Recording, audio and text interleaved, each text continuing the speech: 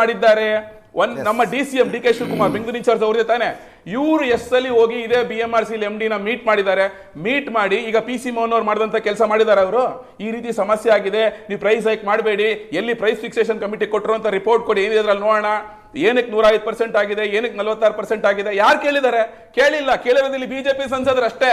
ಕೇಂದ್ರ ಸರ್ಕಾರ ತನ್ನ ಜವಾಬ್ದಾರಿನ ಕರೆಕ್ಟ್ ಆಗಿ ಮಾಡಿದೆ, ರಾಜ್ಯ ಸರ್ಕಾರ ಏನೂ ಮಾಡಿಲ್ಲ. ಇವತ್ತು ಜನಗಳು ಮೋಹನ್ ವಿಶ್ವ ಅವರ ಆಡಿದ ಮಾತುಗಳಿಂದ ನನಗೊಂದು ಅಂದಾಜು ಬಂದಿರೋದೇನು ಅಂದ್ರೆ, ಒಂದು ಕಮಿಟಿ ಇದೆ, ಆ ಕಮಿಟಿ ಯಾರ ನಿಯಂತ್ರಣದಲ್ಲೂ ಇಲ್ಲ. ಆ ಕಮಿಟಿ ಎದುರಿಗೆ ಕೇಂದ್ರ ಸರ್ಕಾರ ಆಗಲಿ ರಾಜ್ಯ ಸರ್ಕಾರ ಆಗಲಿ ಮನವಿ ಮಾಡಿಕೊಳ್ಳಬಹುದೇ ಹೊರತು ಆದೇಶ ಮಾಡೋದಕ್ಕಾಗೋದಿಲ್ಲ. This is what I have understood. Devaraj ಅವರು ಕರೆಕ್ಟಾ? ಸರ್ ಈಗ ಏನಾಗಿದೆ, ಮೋಹನ್ ವಿಶ್ವ ಅವರು ಕಂಪ್ಲೀಟ್ ರಾಜಕೀಯ ಉತ್ತರವನ್ನು ಸಹ ಕೊಟ್ಟರು, ಸ್ಟಾಟಿಸ್ಟಿಕ್ಸು ಸಹ ಕೊಟ್ಟಿದ್ದಾರೆ. 100ಕ್ಕೆ 100% ಅದಷ್ಟು ಸಹ ಸತ್ಯ ಆಗಿದೆ. ಈಗ ಇದಕ್ಕೆ ಮುಖ್ಯವಾಗಿ 4 ಕಾರಣ ಇದೆ ಸರ್. ಆ್ಯಕ್ಚುಲಿಗೆ ಅದನ್ನು ಯಾರೂ ಸಹ ಗಮನಿಸ್ತಾ ಇಲ್ಲ ಇವತ್ತು ರಾಜ್ಯದಲ್ಲಿ. ಅದು ಬಂದಿರೋ ದುರಂತ ಇವತ್ತು ಸರ್. ಇದು ನಮಗೆ ಮೆಟ್ರೋ ಅಂತಕ್ಕಂಥದ್ದು ಸಮುದಾಯ ಸಾರಿಗೆ. ಇದು ಸಮುದಾಯ ಸಾರಿಗೆ ಇಂತಿಷ್ಟೇ ಪರ್ಸೆಂಟೇಜ್ ಲಾಭ ಮಾಡಬೇಕು ಅಂತಕ್ಕಂಥದ್ದು ಎಲ್ಲೂ ಇಲ್ಲ. ಆ್ಯಕ್ಚುಲಿಗೆ ಲಾಭ ಮಾಡ್ದೇನೆ, ನಷ್ಟನೂ ಮಾಡ್ಕೊಳ್ದೇನೆ ಸಂಸ್ಥೆ ನಡೆಸೋರು ಸಾಕು ಅಂತಕ್ಕಂಥದ್ದೇ ಆ ಸಂಸ್ಥೆಯ ನಿಜವಾದ ಉದ್ದೇಶ. ನಾವು ಹಿಂದೆ ಒಂದು ಸಲ ಶ್ರೀಯುತ ರಾಮಲಿಂಗಾರೆಡ್ಡಿ ಅವರು ಇದ್ದಾಗ KSRTC ಬಸ್ಸನ್ನು ಫೇರ್ ಇನ್ಕ್ರೀಸ್ ಮಾಡಿದಾಗ ನಾವು ಹೋರಾಟ ಮಾಡಿದ್ವಿ, ಕರೆದು ನಾವು ಮಾತಾಡಿದ್ವಿ, ಅವ್ರಿಗೆ ಹೇಳಿದ್ವಿ, ಸರ್ ಸಮುದಾಯ ಸಾರಿಗೆನ ನೀವು ಈ ರೀತಿ ಇನ್ಕ್ರೀಸ್ ಮಾಡಿದ್ರೆ ಗತಿ ಹೇಗೆ, ಸಾಮಾನ್ಯ ಜನರ ಪಾಡೇನು ಅಂತ. ತಕ್ಷಣವೇ ಅವ್ರು ವಾಪಸ್ ತೊಗೊಂಡಿದ್ರು ಅವಾಗ. ಈಗ ಅಂಥದ್ದೇ ಒಂದು ಗುರುತರವಾದಂಥ ಜವಾಬ್ದಾರಿಯುತವಾದ ನಡೆ ಸರ್ಕಾರದಿಂದ ಬೇಕಾಗಿತ್ತು ಸರ್. ಈಗ 4 ಮುಖ್ಯ ಅಂಶಗಳನ್ನು ನೀವು ಗಮನಕ್ಕೆ ತರ್ತೀನಿ ಸರ್. ಈಗಾಗಲೇ ಏನಾಗಿದೆ, ಮೆಟ್ರೋದಲ್ಲಿ ಇವತ್ತು ಈ ಪರಿಷ್ಕರಣೆ ಯಾಕೆ ಮಾಡ್ತೀರಿ ಅಂತ 2017ರಲ್ಲಿ ಮಾಡಿದ್ರು. 2017ರಲ್ಲಿ ಮಾಡಿದಂಥ ಸಂದರ್ಭದಲ್ಲಿ ಯಾವುದೇ ಕಾರಣಕ್ಕೂ ಯಾವುದೇ ಸಮಿತಿ ಮಾಡಿರಲಿಲ್ಲ. ಇದನ್ನು ಸತ್ಯ ಗಮನಿಸಬೇಕು ನಾವು. ಏಕಾಏಕಿ 15% ಮಾಡ್ತಾರೆ ಸರ್ ಅವತ್ತು. ಇವತ್ತು ಮಾಡಿರೋದು ಈಗಾಗಲೇ ನೀವು ಹೇಳಿದಾಗೆ 45ರಿಂದ 120%ವರೆಗೂ ಆಗಿದೆ. 120 ಪ್ಲಸ್ 15 ಸೇರಿಸ್ಕೊಂಡ್ರೆ ಕೇವಲ 10 ವರ್ಷದಲ್ಲಿ ನೀವು 135% ಜಾಸ್ತಿ ಮಾಡಿದ್ರಿ. 10 ವರ್ಷದಲ್ಲಿ ನೀವು ಮಾಡಿರ್ತಕ್ಕಂಥದ್ದು 135%. ನಾನು ಗರಿಷ್ಠ ಈ ವರ್ಷದ ಗರಿಷ್ಠ ತಗೊಂಡು ಕಳೆದ ಸಾರಿಗೆ 15% ತಗೊಂಡು ನಾನು ಹೇಳ್ತಿರ್ತಕ್ಕಂಥದ್ದು.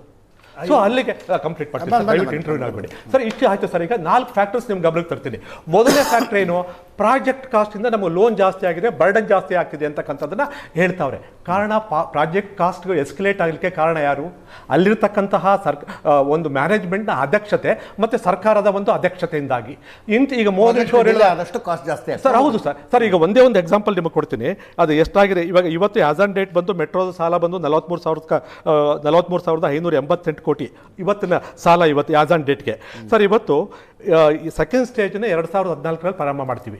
ಮಾಡಿದಂಥ ಸಂದರ್ಭದಲ್ಲಿ ಆದಿದ್ದಂಥದ್ದು 26,000 ಕೋಟಿ ಪ್ರಾಜೆಕ್ಟ್ ಕಾಸ್ಟು. ಆದರೆ ಇವತ್ತಿಗೆ ಅದು ಎಷ್ಟು ಬಂದಿದೆ ಅಂದರೆ 30,695.12 ಕೋಟಿಗೆ ಬಂದಿದೆ. ಯಾರು ಹೊಣೆ ಇದಕ್ಕೆ?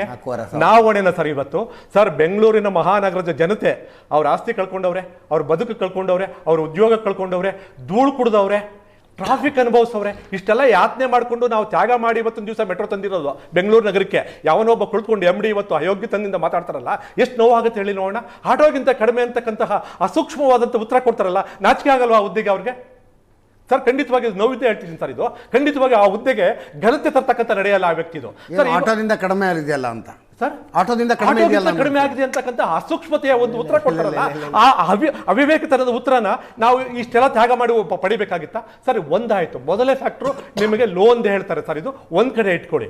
ಈಗ ನಮಗೇನಾಗುತ್ತೆ ಸರ್, ನೆಟ್ವರ್ಕ್ ಇನ್ಕ್ರೀಸ್ ಆದಂಗೆಲ್ಲ ನಮಗೆ ಲಾಸ್ ಕಡಿಮೆ ಆಗುತ್ತೆ ಸರ್. ಮೊದಲು ಲಾಸ್ ಇದ್ದಿದ್ದು ನಿಮಗೆ ಗಮನಕ್ಕೆ ತರ್ತೀನಿ, 476 ಕೋಟಿ ಇದು ಲಾಸ್ ಇತ್ತು ನಮ್ಮದು.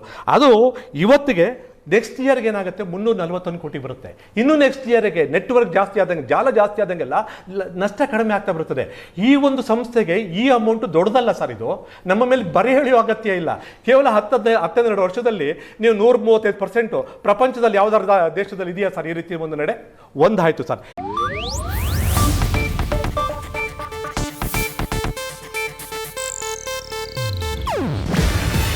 ಇದು ಏಷ್ಯಾನೆಟ್ ನ್ಯೂಸ್ ನೆಟ್ವರ್ಕ್ ಪ್ರಸ್ತುತಿ. ನೀವು ನೋಡ್ತಿದ್ದೀರಾ ಏಷ್ಯಾನೆಟ್ ಸುವರ್ಣ ನ್ಯೂಸ್.